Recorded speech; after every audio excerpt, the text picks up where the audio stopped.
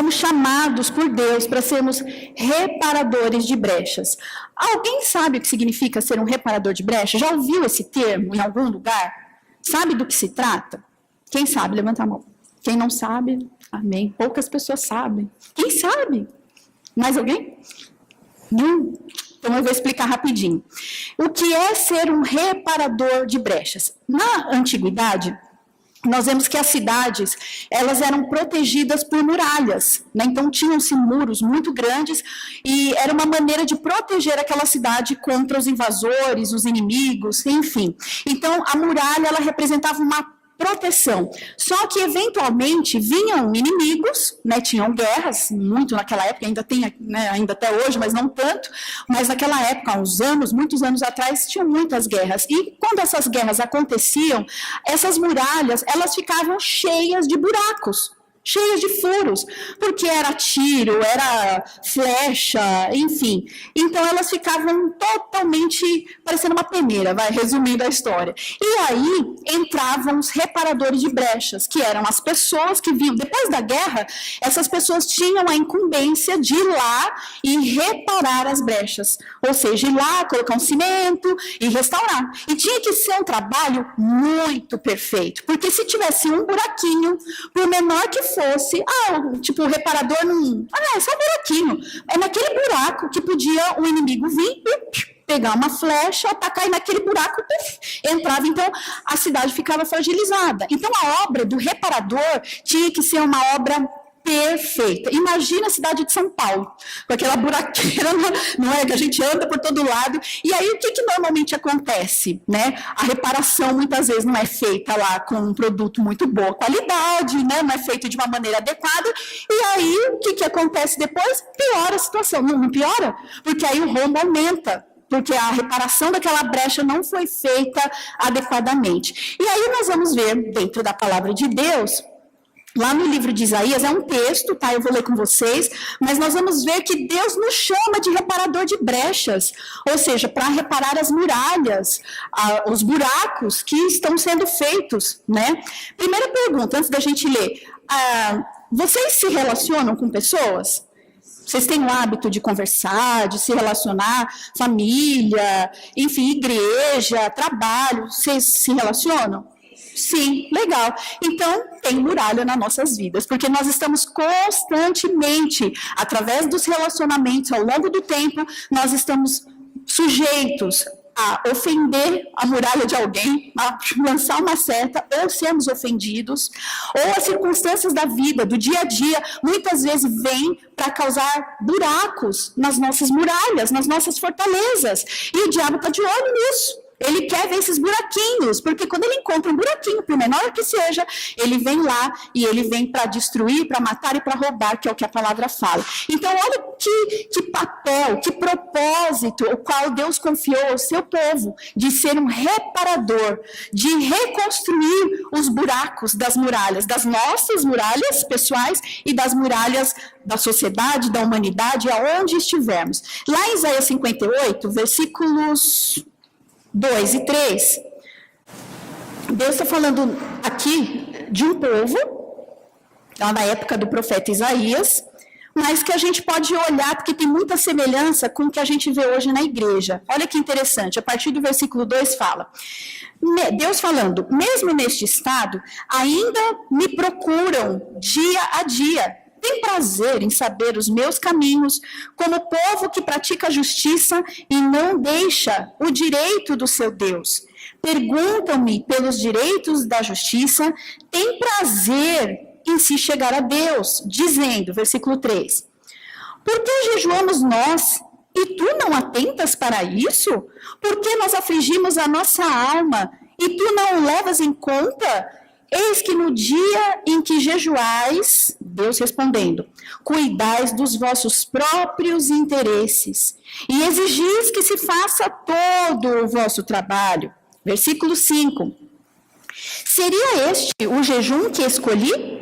Que o homem um dia aflige a sua alma, incline a sua cabeça como junco e estenda debaixo de si pano de sacos e cinza? Chamaria tu isto de e dia aceitável ao Senhor? Porventura, não é este o jejum que escolhi? Que soltes as ligaduras da impiedade, desfaças as ataduras da servidão, deixes livres os oprimidos e despedaces todo o jugo? Porventura, não é também que repartas o teu pão com o faminto e recolhas em casa os pobres desabrigados, e se vires o nu, o cobras, e não te escondas do teu semelhante? Versículo 8. Então romperá a tua luz como a alva, a tua cura brotará sem detença, a tua justiça irá diante de ti, e a glória do Senhor será a tua retaguarda. Então clamarás, e o Senhor te responderás, gritarás por socorro, e ele dirá: eis-me aqui. Se tirares do meio de ti o jugo, o dedo que ameaça, o falar injurioso, se abrires a tua alma ao faminto e fartares a alma aflita, então a tua luz nascerá nas trevas e a tua escuridão será como ao meio-dia. Versículo 11. O Senhor te guiará continuamente, fartará a tua alma até os lugares áuridos e fortificará os teus ossos. Serás como um jardim regado e como um manancial cujas águas jamais faltam. Versículo 12. Os teus filhos edificarão as antigas ruínas, levantarás os fundamentos de muitas gerações e serás chamado de reparador de brechas e restaurador de veredas, para que o país se torne habitável. Ele está falando de nação. Se desviares o pé de profanar o sábado e de cuidar dos seus próprios interesses no meu santo dia, se chamares ao sábado deleitoso e santo dia do Senhor, digno de honra, e honrares, não seguindo os teus caminhos, não pretendendo fazer a tua própria vontade, nem falando palavras vãs, então se deleitará no Senhor. Eu te farei cavalgar sobre os altos da terra e te sustentarei com a herança de Jacó teu pai, porque a boca do Senhor o disse. Glórias a Deus. No versículo 2, nós vemos um povo muito parecido com os dos dias de hoje. Um povo que estava buscando a Deus. Nós lemos lá no versículo 2, dia e noite têm prazer na lei de Deus, estão na casa do Senhor, têm vontade de agradar a Deus, buscam a justiça de Deus. Ou seja, se esse povo daquela época estivesse nos dias de hoje, eles estariam na nossa igreja tranquilamente como nós. Simplesmente a gente ia falar, bom, são cristãos fervorosos, têm prazer na lei de Deus.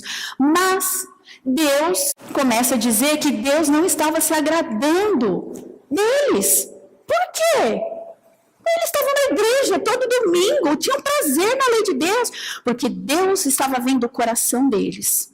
E o coração deles estavam procurando algo chamado seus próprios interesses. Eles estavam jejuando, eles estavam na casa de Deus, mas eles estavam buscando a vontade deles, tudo era para eles. Começa a perceber, irmãos, que o Senhor nos chamou para a guerra e que o nosso coração precisa realmente estar restaurado. Deus não faz uma obra superficial. Se a gente olhar, a gente vai ver que o Senhor, ele fala de uma noiva, sim, uma noiva que ele vem resgatar, e Jesus está muito próximo de retornar. É só a gente ligar a televisão. Tudo que está acontecendo lá em Jerusalém, vocês estão acompanhando? Estão acompanhando? Jesus está voltando. Ele está voltando e muito mais rápido do que a gente possa imaginar. Ele está voltando, as profecias estão se cumprindo lá de Daniel, está tudo acontecendo. E aí o Senhor vem resgatar uma noiva, chamada igreja, que somos nós, amém? Só que essa noiva, ela não vai poder subir e ter um encontro com o noivo de qualquer jeito, só de aparência, só na superficialidade, é o coração. Deus olha o coração da noiva e não só as vestes. Tem até um ditado, não sei se vocês já ouviram, que é assim, por fora, como que é? Por fora bela viola e por dentro pão bolorento. Vocês já ouviram esse termo? Já? Só os mais antigos que acho que ouviram, né? Os mais novinhos não muito, mas é a verdade. Jesus não vai resgatar uma noiva somente bonitinha por fora, com aquela capinha de bonito, vestidinho branquinho e toda lindinha, mas por dentro o coração bolorento não é essa noiva, é uma noiva restaurada. A obra do reparador de brechas tem que ser uma obra muito profunda, lá no coração, onde ninguém vê, mas os olhos de Deus nos vê. É essa noiva que o Senhor vem resgatar. Ele conhece as motivações e a intenção do nosso coração. Eu vou perguntar para vocês, sejam sinceros no que eu vou perguntar, tá? Pode ser sincero mesmo, não vou me ofender, tá? Eu vou até virar de costas para nem ver. O que vocês acham que é mais importante numa igreja? O que é mais valoroso para cada um de vocês? Digamos que um pastor, um pregador, não precisa ser pastor necessariamente, ele vem no altar e durante a semana, quando ele estava preparando a palavra, ele teve umas revelações de Deus lá do terceiro céu, a palavra rema, sabe aquela palavra? Aquela palavra maravilhosa, aquela palavra rema, aquela palavra que você fala, nossa, veio lá dos anjos, veio lá do... Você vai falar assim, é a palavra, legal. O pastor vem e traz essa palavra. Vai ser bênção para a igreja? Lógico que vai ser uma bênção, tá. Aí você pega um outro pastor, só que ficou nisso, uma palavra de conhecimento. Tá, legal. Gerou conhecimento ao nosso coração. Aí você pega um outro pastor que, ao preparar a palavra, ele se preocupou antes em orar por cada um de vocês, para que a palavra pudesse entrar no coração de vocês. Ele se colocou na brecha, ele sentiu a dor de cada um. Ele chorou porque ele sabe as necessidades de cada um. Então ele se preocupou em trazer uma palavra que venha não só gerar conhecimento, mas que venha gerar vida, cura e transformação. Qual é a palavra que vocês... Mas ela não é tão do terceiro céu, mas é uma palavra que o pastor se colocou na brecha. Ele chorou pelas ovelhas, ele queria ver a transformação porque ele tem amor, ele tem compaixão por essas ovelhas. Qual é a palavra? Pode ser sincero, gente, pode ser, eu prefiro conhecimento, tá? Mas qual é, de fato, aquilo que você acha que é mais importante para vocês? A segunda, a que veio do coração? Então o Senhor se preocupa com a intenção do coração, sim? E não somente com as atitudes? Porque as atitudes, gente, é fácil de mascarar, é fácil de enganar, é fácil, mas o coração não tem como. Não tem como. Deus se preocupa com a intenção do coração. Nosso irmão Cleito, ele veio hoje, também não veio, né? Todo mundo que eu estou falando não veio. Amém, glória a Deus. Ele deu um testemunho uns dias atrás, e vocês vão se lembrar, que eu achei fantástico. Ele passou por uma situação de enfermidade há uns dias atrás, vocês vão se lembrar, e ele foi internado, né? E ele precisava de um exame de endoscopia, e o tal do exame não era liberado. E ele ficou lá internado, acho que 2 dias, me parece, se não me falha a memória. E a Bruna desesperada, pastora, ora, porque precisa liberar esse exame. Eu falei, não, nós estamos orando, mas não liberava o exame. Eu falei, Jesus, o que está acontecendo, né? Tipo, não libera o exame, é um exame tão simples. Por que o seu filho está lá no hospital e não descobriu o que ele tinha? Bom, ele simplesmente se colocou como um reparador de brechas. Eu não sei se ele tem consciência disso, mas ao invés de ele ficar se lamentando e chorando, Senhor, e às vezes a gente faz isso, né? Por que o Senhor permitiu isso na minha vida? Por que eu tive que passar por essa dor? Ou por que eu estou passando por essa dor? Mas por que comigo? Mas por que? Ao invés de ele ficar se perguntando para Deus o porquê do porquê, ele simplesmente falou, bom, aqui tem outros leitos, né, além do meu. Deve ter pessoas que precisam de oração, pessoas que precisam ouvir uma palavra. O que eu vou fazer? Eu vou sair de leito em leito pedindo, olha, posso orar por você? E nessa de se colocar como um reparador, quer dizer, ele deixou um pouco de lado o seu eu, a sua aflição, e tipo, Deus, por quê? Porque eu estou na tua igreja, eu te sirvo, Senhor, por que isso aconteceu comigo? Não, ele simplesmente foi lá, e Deus, eu vou aproveitar que eu estou aqui, e eu vou orar. E ele começou a ter experiências fantásticas, a partir do momento que ele se posicionou como um reparador de brechas. E é isso que Deus quer, queridos. Deus quer, Ele vai fazer na nossa vida, mas Ele quer fazer enquanto a gente estiver fazendo por outros. sabe? O amor de Deus dentro de nós nos constrange. É isso que Deus quer. Lembra dos mandamentos do Senhor? Qual é o maior mandamento? Vocês lembram? Amar a Deus sobre todas as coisas, é o maior. E o segundo? Ao próximo, como a ti mesmo. Isso é ser um reparador de brechas. Às vezes a gente vê na igreja, isso acontece também dentro da igreja. Pastor Rogério, eu não vou fazer o que o senhor está me pedindo. Sabe por quê? Porque o resto do grupo não está fazendo a parte deles. Por que eu vou fazer? O resto do grupo não está fazendo, ninguém se esforça. Está todo mundo desanimado. Eu vou fazer? Eu vou ficar ralando e fazendo por mim e pelos irmãos ainda? Você acha justo isso? Você acha, pastor? Não, né? Na nossa cabeça não é justo, porque eu vou fazer pelo irmão, pelo outro, por todo mundo. Mas aí quando a gente começa a entender que nós estamos fazendo, não é para nós, não é para os irmãos, nós estamos fazendo para Deus. E talvez se a gente tiver a compaixão de ir lá naquelas pessoas e saber o porquê que elas não estão fazendo, a gente vai se deparar com problemas seríssimos. Ao invés de criticar, ao invés de simplesmente apontar, olha, você não está fazendo a tua parte direito, meu irmão, e sendo que você está fazendo para Deus. Isso é um julgamento. Senta e conversa com ele, deixa ele abrir o coração e você vai ver que às vezes ele não está fazendo, não é porque ele não quer, não é porque ele é relaxado, é porque ele está com muito problema. E você vai se colocar, meu irmão e minha irmã, como um reparador de brechas. Posso te ajudar? Posso orar?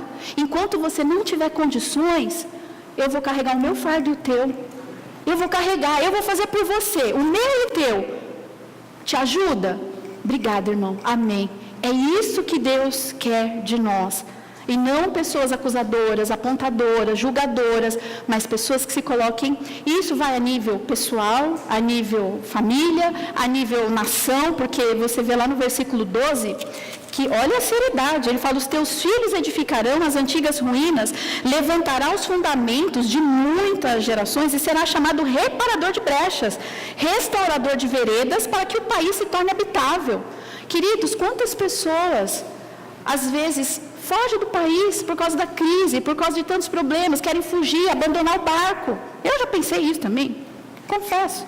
Também quantas vezes eu quis fugir, porque eu falei, meu Deus, aqui é só misericórdia de Deus, deixa eu ir embora. Mas a gente tem que se colocar como reparador e não como julgar, sabe? Julgar os políticos, julgar, enfim, orar pela nação. Eu achei lindo o exemplo do Judex. Esses dias a gente até estava lembrando, o Judex é um missionário lá do Haiti, e vira e mexe ele vem para cá no Brasil, e ele é um fofo, ele é um menino, ele exala o perfume de Cristo na vida dele, ele é uma bênção. E você vê a história do Haiti, né? Que é um país assim maravilhoso, né? Abençoado, tudo flui lá, né? É um paraíso, todo mundo quer ir para o Haiti. E você vê que quando ele veio para o Brasil, ele ficou um tempo aqui no Brasil e tal, e a gente sempre falava, Judex, se você arrumar uma brasileira, brincando com ele, né? Você casa com a brasileira, você vem pra cá, porque aqui é um país ainda melhor do que o Haiti, né? O Brasil, com tudo que a gente vive, ainda bem melhor, né? Pelo menos você come bem, você se veste bem, né? Pelo menos a comida do Brasil, ninguém pode negar que é maravilhosa. E aí, sabe o que ele fala? Ele fala, não, o que eu estou aprendendo aqui no Brasil é para levar lá para o meu país, porque eles precisam disso. É um reparador de brechas. Ele entende a necessidade da nação dele. E ele se coloca na brecha. Meu povo precisa, minha nação precisa. Então, tudo que eu aprender, tudo que eu absorver aqui no Brasil, eu quero. Mas é porque eu quero que o meu povo seja feliz. Meu povo precisa ser feliz, precisa de mim, do meu conhecimento, das minhas orações. Isso é ser um reparador de brechas. Aí você começa a entender por que Deus te colocou na situação que você está hoje. Você já parou para pensar? Por que você está vivendo o que você está vivendo hoje? Será que Deus não está querendo te usar para ser um reparador de brechas? Olha, uma das passagens que mais me intriga, quer dizer, eu fiquei bastante tempo meditando nela, lá em Gênesis capítulo 12, Deus chama Abraão e faz muitas promessas para Abraão. Uma das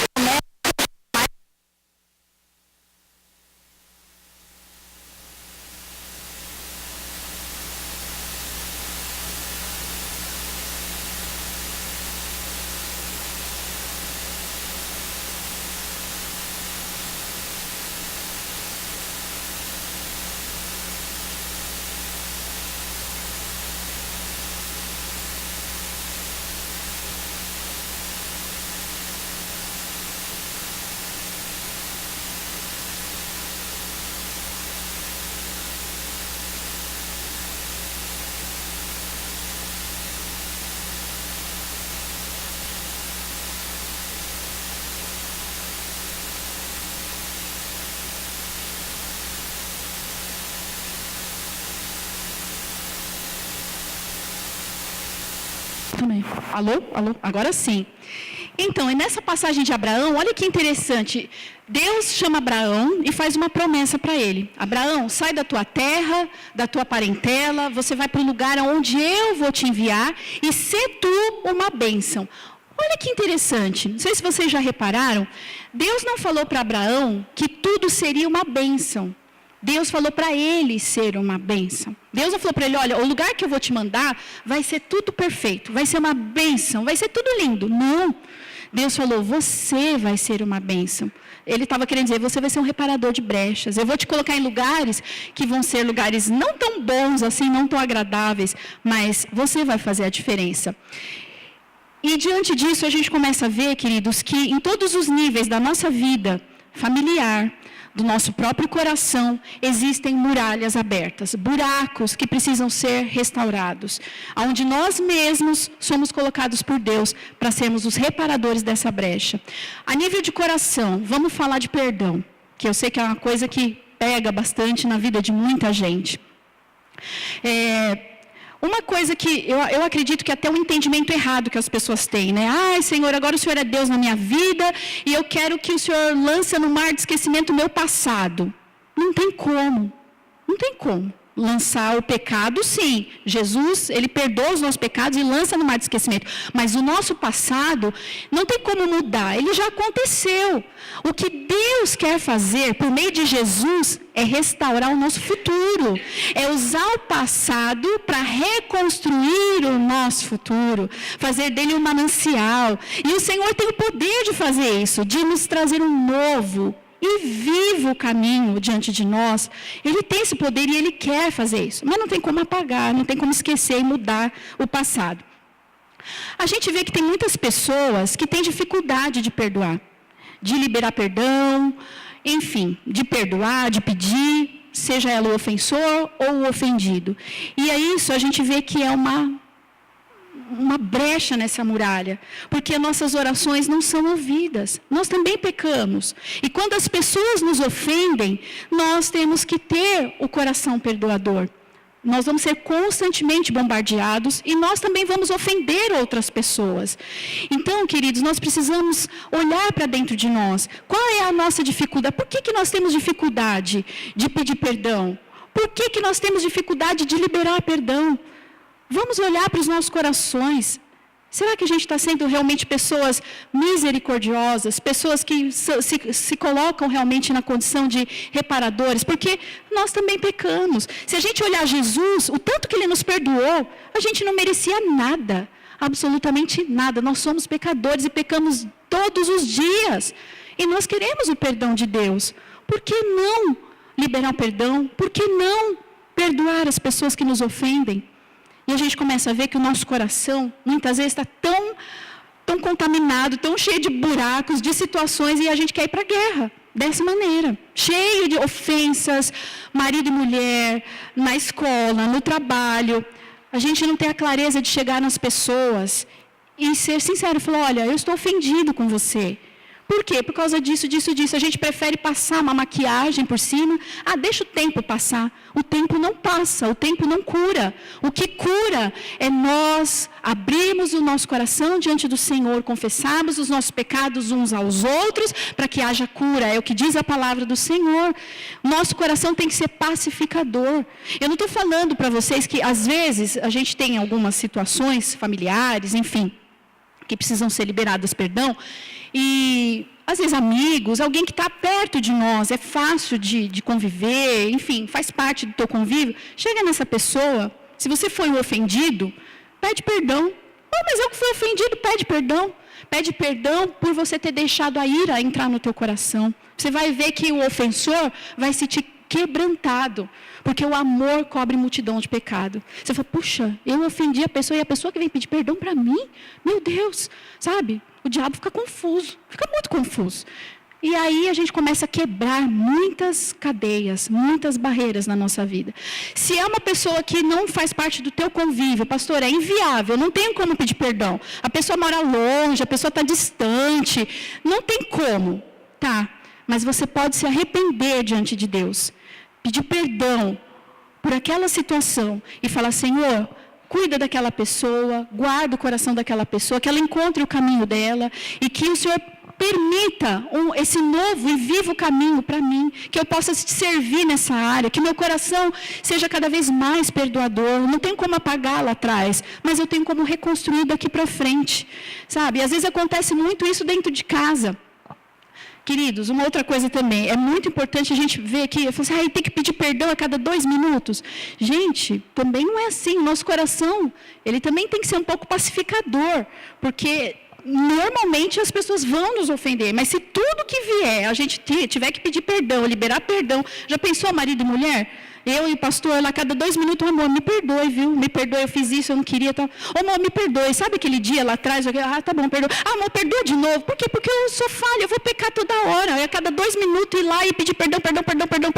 Então, assim, o meu coração também tem que ser um coração pacificador. Aonde vem a seta, vem a ofensa e também ela já se desfaz, não tem nem lugar. Não tem lugar, não encontra lugar. A menos que a ferida seja muito profunda. Mas, caso contrário, tem coisa que bate e já, Senhor, leva e tal. Por quê? Nós somos chamados para ser pacificadores e não mantenedores de... Né? Porque, gente, pelo amor de Deus, vem toda hora pedir perdão, né? Pastor, perdão.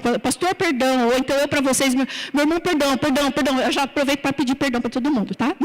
Se eu ofendi alguém, já aproveito para esse perdão coletivo. Se eu ofendi alguém. Por quê? Porque a gente vai fazer, gente. Nós somos falhos, mas o nosso coração também tem que ser um celeiro, um manancial de vida, né? Coisas que vai bater, tipo, deixa para lá, não, sabe assim? Porque é um coração cheio de amor e de misericórdia. E é assim que Deus procura realmente nos encontrar diante dele. E o passado, gente, reconstrói. Pega o passado, não vai jogar fora, porque ele existe, ele é real, ele aconteceu, mas reconstrói. Sabe aquilo que Jesus fala? Olha, onde abundou o pecado, superabundou a graça de Deus, sabe? Onde o inimigo tentou te desanimar, te envergonhar, te destruir, os teus pecados, enfim, que você vai, puxa, mas eu vivi de uma maneira tão suja, inadequada diante de Deus. Pois é, Deus quer pegar tudo isso e mudar a tua história e reconstruir o teu futuro usando o teu passado, para cuidar de outras pessoas, para abençoar, para testemunhar o que Deus fez na tua vida. Porque você já parou para pensar que o teu testemunho vai levantar outros casais, outras famílias, outros jovens, outras crianças? Já parou para pensar nisso? Por isso que a gente tem que passar por situações tão complicadas. Às vezes a gente não entende. A gente olha para nós. Pastora, mas está doendo a minha ferida. Mas a tua ferida, uma vez curada, não vai ser só para você essa cura, vai ser para toda uma igreja, vai ser para toda uma nação, porque quando você se levanta no poder de Deus, na autoridade de Deus, queridos, não é no homem, é em Deus, você faz proezas, sabe? Aquele lance de, com meu Deus, eu saltarei muralhas, eu farei proezas e maravilhas. É isso que Deus quer fazer, mas para isso a gente precisa se colocar como reparadores, como pessoas que olham ao redor, que se preocupam ao redor, que se colocam no lugar do outro, que colocam o outro em honra, ao invés de si mesmo. Lá dentro da tua casa, vamos falar de família, a gente falou de coração. Como é o relacionamento familiar? Com o seu esposo, com a sua esposa, com os seus filhos? Lá tem um ambiente favorável para que as pessoas compartilhem as emoções? Ou não? Ou tem segredos? As pessoas têm facilidade de abrir o coração, rasgar seus corações, elas são sinceras, elas encontram esse ambiente para que elas possam ser curadas, ou elas escondem, elas mentem, porque às vezes vê um pai abusivo, né? Então às vezes elas ficam retraídas, as crianças, os jovens, às vezes ficam retraídos de compartilhar, porque, né, o pai é muito autoritário, muito abusivo. O esposos. Mas a minha esposa, ela é cheia de segredos. Por que será? Será que você é um marido amoroso? Será? Ou será que ela tem medo de você? E aí ela esconde mesmo. E as mulheres? Às vezes as mulheres são gastonas, gastam, né? Eu já passei por isso, já fui curada e liberta em nome de Jesus. Mas às vezes elas fazem tantas coisas que os maridos reclamam. Mas será que elas também têm encontrado um ambiente favorável para abrir os seus corações? Elas veem no marido alguém que as ame, que as cuide dela de verdade? A intenção do coração, elas enxergam isso, porque, gente, não tem como você enganar uma pessoa. Olha no olho dela. Ela está falando que ela te ama. Olha no olho dela. Olhe de fato no olho dela. Você vai ver se ela te ama de verdade ou se ela está só dando um tapinha nas suas costas. Ai, vai em paz, Jesus te abençoe. Jesus vai te abençoar, vai te curar, viu? Vai embora próximo da fila. Ou será que ela ama de fato? Você percebe a intenção do coração da pessoa, quando ela de fato se preocupa. Essa transparência, essa reparação de brechas tem que acontecer, em primeiro lugar, dentro das nossas casas. Todos nós temos necessidades, todos. Homens, mulheres, as crianças têm necessidades físicas, emocionais, intelectuais, espirituais. E se uma dessas necessidades é negligenciada, abre-se buracos nessas muralhas. E a gente começa a ver problemas dentro de casa. Por exemplo, pais, quando não corrigem os seus filhos adequadamente, quando nós negligenciamos a correção, talvez hoje o filho, a criança, se sinta super, nossa, meu pai não me corrige, meu pai é bonzinho, legal. Mas se faltar a vara da criança, se faltar a correção, o dia que essa criança crescer, ela vai ter sérios problemas familiares, porque foi negligenciado uma necessidade dela. O pai e a mãe é reparador de brechas na vida dos filhos. Logicamente, as crianças e os jovens não vão gostar, né, daqueles pais chiclete, que fica em cima, que fica ali. Lógico, eu já fui adolescente, vocês já foram? Já foram, né? Vocês gostavam que o pai ficava em cima? Tinha hora para chegar em casa, tinha hora para não sei o quê. E o pai que via Facebook, na época não tinha Facebook, mas se fosse hoje, né? Pai que vê, que vistoria e tal, não sei o quê. Meu pai, ai meu Deus, meu pai, minha mãe, é um chiclete. Lá na frente vocês vão agradecer. Quando tiver uma família abençoada, restaurada, uma família linda e maravilhosa e abençoada. Então tudo isso, a gente precisa se colocar nessa posição de reparadores de brecha. Tem que haver confiança, tem que haver respeito dentro do lar. Se isso não acontece, a gente vê um lar com filhos carentes, traumatizados, complexados, rejeitados, mulheres, homens, enfim. Então nós vemos que o reparador de brechas é dentro da nossa casa. Começa lá, na nossa família, aqueles que estão perto. A nível de nação, a gente já falou, nível de nação, nível de igreja, gente, em todas as áreas da nossa vida, do nosso convívio, o Senhor nos chama para fazermos diferença. E aí eu pergunto para você, a última pergunta e a gente já está encerrando, quando você é pressionado, sabe lá no teu emprego, quando você está sendo pressionado a fazer algo que você sabe que no fundo não agrada a Deus, qual é o teu comportamento? Você se molda à empresa, você se molda às condições que você está vivendo, ou você se coloca como um reparador de brechas e você molda o lugar onde você está? Você é o sal que dá sabor para aquele lugar. É você com a graça, não você, Jesus em você, que vai fazer diferença no lugar. Como que a gente tem se posicionado diante da sociedade, diante da igreja, diante da família, diante dos nossos próprios corações e diante de todos? É para a gente pensar. Como que nós queremos ser daqui para frente? Amém? E para terminar, eu falei que já estava terminando, então agora eu estou mesmo, de fato. Tem um versículo que eu gosto muito, e o Senhor me chama a atenção já faz vários dias nesse versículo. Eu não sei onde ele está, se alguém souber, por favor, pode falar. Eu não me lembro, mas o Senhor fala assim, que Deus não derrama vinho novo sobre odres velhos. Alguém se lembra onde está esse versículo? Bom, se alguém achar, amém.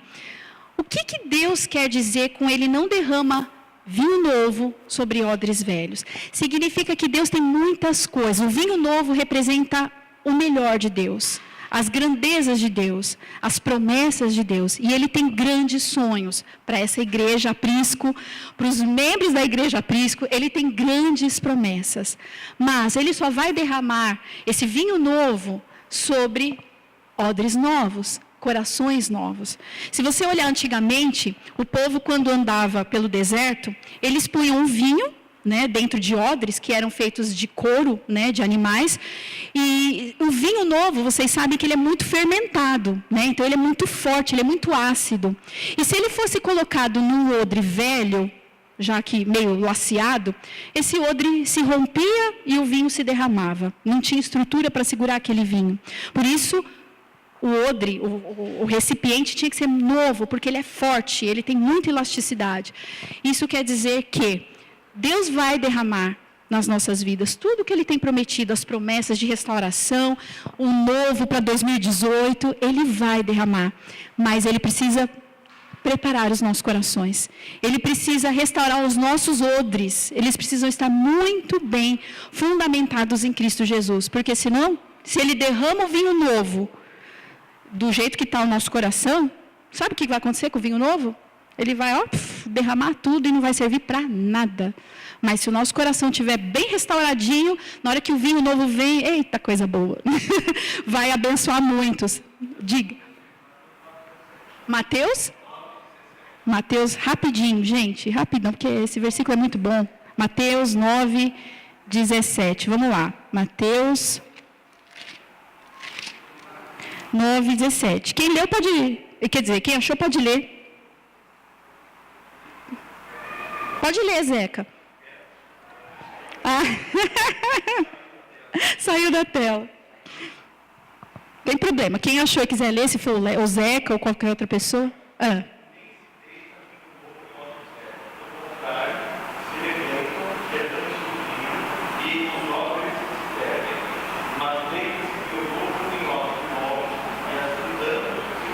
Olha que lindo, não é?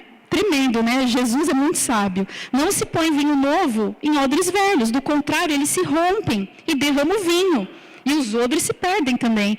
Mas a gente põe o vinho novo em odres novos e ambos se conservam.